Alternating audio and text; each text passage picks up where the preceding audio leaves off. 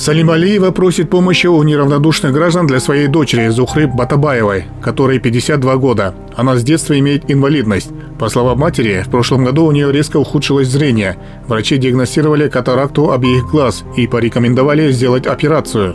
Вот в 23-м году мы с ней вместе работали. Она мне помогала, я сама подметала, она мне помогала.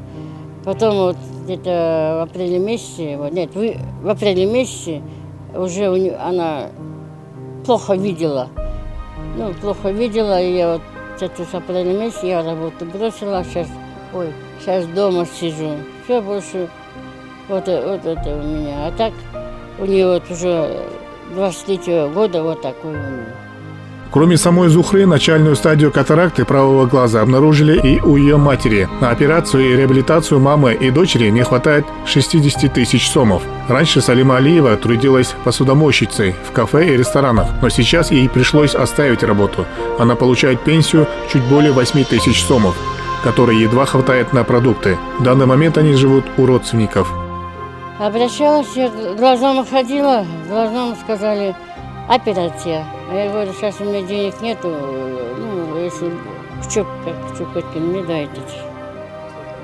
А осложнение будет потом, когда глаза операцию делают, врач говорила, это проблема, может будете учиться. А так и у меня финансов нету. Дорогие граждане, помогите нам на операцию. Мы с дочкой хотим сделать операцию, у нас не позволяет, финансы не позволяют. Нам нужно у дочки 2 глаза, а у меня 1. И вот нам надо на операцию помощь.